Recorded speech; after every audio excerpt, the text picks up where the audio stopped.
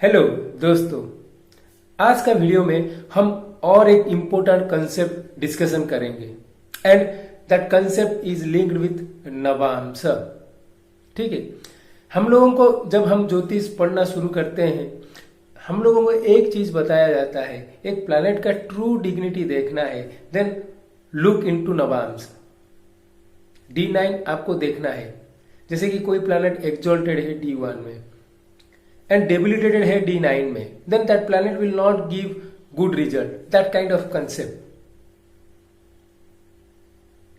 ठीक है, आज का वीडियो में हम लोग एक्चुअली फोकस करेंगे एक पर्टिकुलर कंसेप्ट के ऊपर एंड वो है राशि तुल्य नवांश एंड नवांश तुल्य राशि। उसका लॉजिक क्या है? अगर मान लो आप ये वीडियो को लास्ट तक देख लेते हो, then you can able to predict easily what will be going to happen in a particular dasha or in a particular antardasha by using only this concept। ठीक है, चलिए देखते हैं एक्चुअली राशि तुल्य नवांश या नवांश तुल्य राशि का मीनिंग क्या है, उसको आपको कैसे, कौन सा अप्रोच में जाना है एंड कैसे उसको प्रेडिक्शन में यूज करना है। But before starting this video, अगर आप मेरे चैनल में न्यू हो, then do like and subscribe my channel so that you will get latest notification regarding my video uploads. चलिए देखते हैं ये राशि तुल्य नवांश क्या है या नवांश तुल्य राशि क्या है, उसको कैसे प्रेडिक्शन में यूज करना है। पहला चीज है ये नवांश क्या है। नवांश को अगर हम डिवाइड करेंगे नव अंश, उसका मतलब है 9 पार्ट्स। तो आप देखिए एक साइन को अगर हम 9 पार्ट्स में डिवाइड करेंगे तो ईच पार्ट शोइंग 1 नवांश। तो यहां पर बहुत इंपॉर्टेंट कंसेप्ट ये है कि एक साइन को हम 9 इक्वल पार्ट्स में डिवाइड कर रहे हैं। तो 9 जो सिग्निफाई करता है वो है 9th हाउस को सिग्निफाई करता है, जो है it is the house of your luck, it is the house of your भाग्य।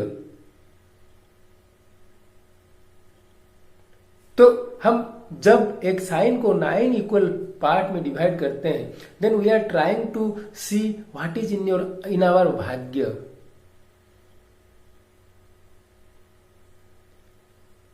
And it is related to your past life Karma.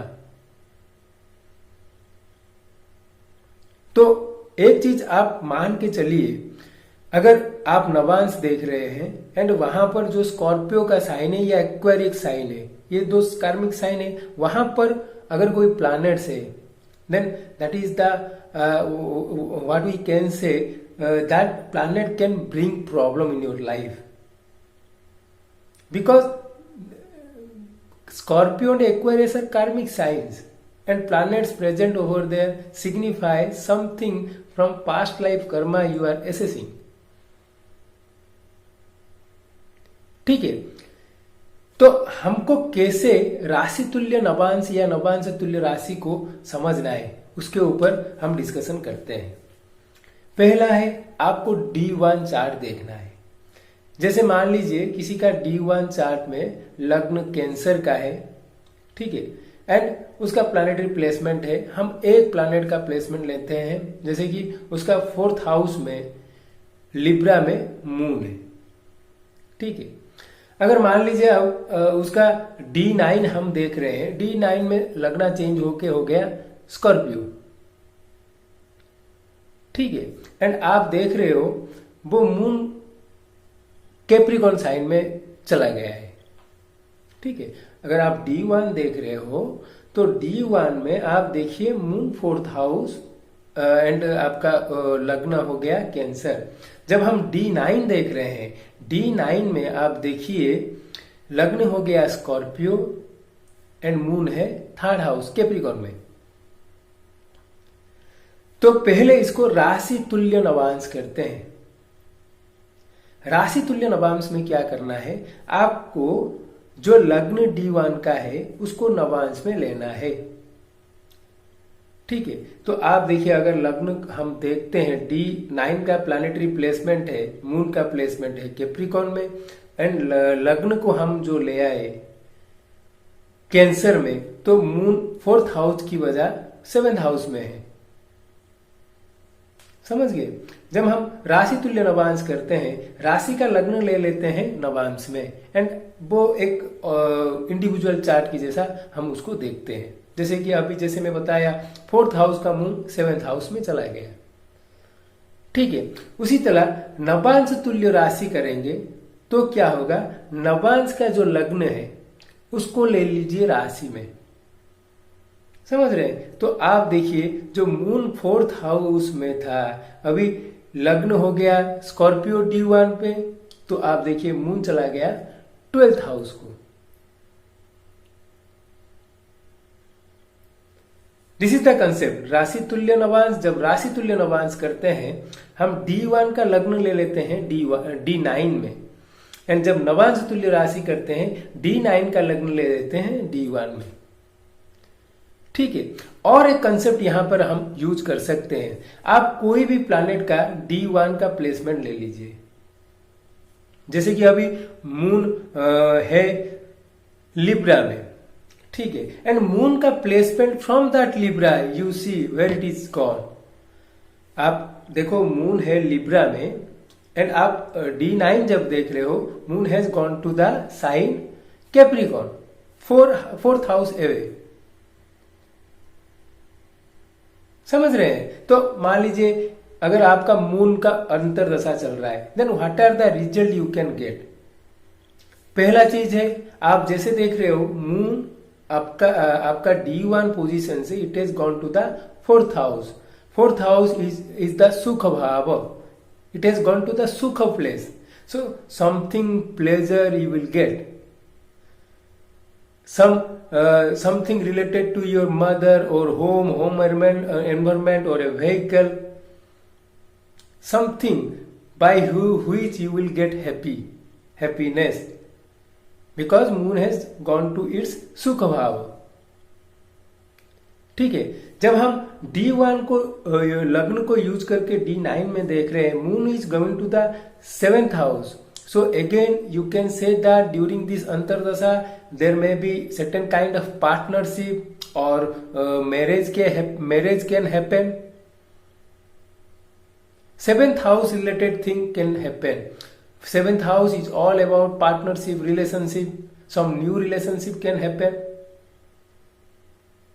ठीक है, जब हम D9 को लग्ना को देख रहे हैं, D9 का लग्ना स्कॉर्पियो है। ठीक है, स्कॉर्पियो से अगर हम मून को देखेंगे D1 का, it has gone to the 12th house. 12th house again हम बोल सकते हैं कि ये पीरियड में थोड़ा एक्सपेंडिचर भी आएगा। ठीक है, एक्सपेंडिचर भी होगा, और there may be chances he may go to foreign places, foreign जगह को भी जा सकता है। एक सिंपल सा चीज मैं आपको बताया, जैसे कि D1 में लग्न है कैंसर का, D9 में लग्न है स्कॉर्पियो का, एंड मून का प्लेसमेंट था D1 में लिब्रा का, D9 में था कैप्रिकॉर्न का। तो these are the various thing that can happen during that moon antardasha. चलिए और एक एग्जाम्पल लेते हैं। ये एग्जाम्पल में हम जो एग्जाम्पल ले रहे हैं, इसका लग्न है कैप्रिकॉर्न का, एंड एक प्लैनेट लेंगे, जैसे कि लेते हैं इसका शुक्र का अंतरदशा कैसे रहेगा। एंड आप देखिए D1 में लग्न है कैप्रिकॉर्न, एंड वेनस है 6th हाउस जेमिनी में। ठीक है, अगर D9 को जाएंगे, D9 में लग्न है Virgo, and Venus is going to the Aries sign 8th house. तो अगर हमको देखना है मून का अंतरदशा how it will be going to be. ठीक है, तो आप देखिए पहले जो वेनस का अंतरदशा जो जिसको हमको प्रेडिक्ट करना है, वो अपना D1 पोजीशन से it has gone to the 11th house. देखिए D1 में वो था जेमिनी में, D9 में है एरिस में, so it has gone to the 11th house. 11th house is all about your gain,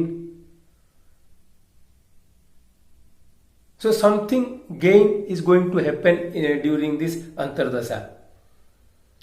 अगर हम अगेन D1 का लग्न यूज करेंगे, D1 का लग्न है कैप्रिकॉर्न का एंड D9 में वेनस का पोजीशन है एरिस में। So Venus is gone to the 4th house.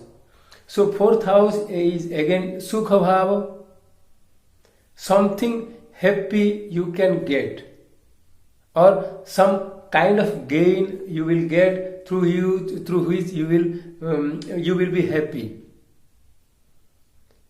ठीक है। एंड जब हम देखेंगे D9 का लग्न है वर्गो। ठीक है, वहां से जो वेनस का पोजीशन है it is in the 10th house. 10th house is your workplace, profession, that kind of thing.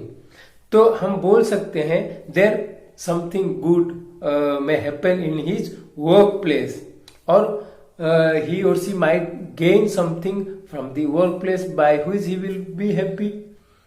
That kind of thing you will experience during that अंतरदशा।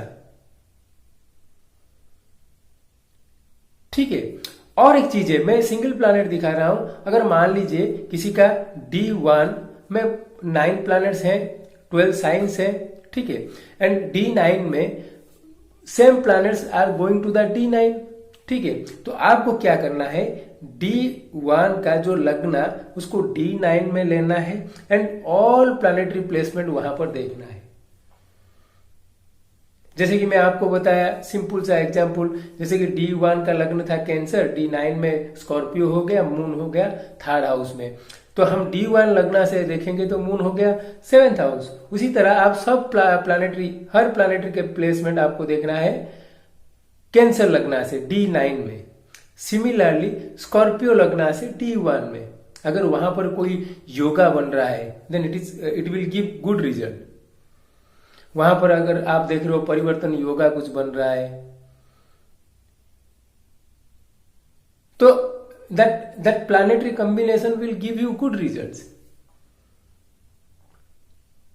मैं आपको एक एग्जाम्पल चार्ट दिखाता हूं। देखिए ये एग्जाम्पल चार्ट में आप देख रहे हो D1 में लग्न है कैप्रिकॉर्न का, ठीक है, एंड उसका 6th हाउस में Venus is with Rahu, 7th house में सन is with Mercury, 9th Virgo में सैटर्न है, 10th लिब्रा में Mars is with Jupiter, 12th में मून इज विथ केतु। ठीक है, D9 में अगर जाएंगे, D9 में लग्न हो गया भर्गो का, केतु है वहां पर, 2nd हाउस में मून है, 3rd हाउस में सन is with Mars, 4th house में जुपिटर है, 6th में मर्क्यूरी है, 7th में राहु है, 8th में वेनस है, 12th लियो में सैटर्न है। तो ये D1 एंड D9 चार्ट हो गया। अभी देखते हैं D1 का लग्न लेके D9 में देखते हैं। तो अभी देखिए D1 का लग्न D9 में डाल देते हैं तो 2nd हाउस में वेनस है, 3rd हाउस में राहु है, 4th हाउस में 2nd हाउस में मर्क्यूरी है, 3rd में राहु है, 4th में वेनस है, 8th में सैटर्न है, 9th में केतु है, 10th में मून है, 11th में सन एंड मार्स है, 12th में जुपिटर है। So you see that chart as a individual chart. Similarly अगर D9 का लग्न ले लेते हैं D1 में, D9 का लग्न ले लेंगे D1 में तो लग्न में आ गया सैटर्न, 2nd हाउस में Mars is with Jupiter, 4th house में देखेंगे moon is with Ketu, 10th house में Venus is with Rahu, 11th Cancer में आप देखो sun is with Mercury. So आप अभी ये दो चार्ट को ऐसे इंडिविजुअल चार्ट देख सकते हो।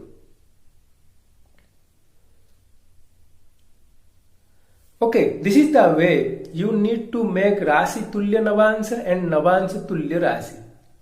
Okay, so that is the kind of thing you will experience like a particular planets अंतरदशा।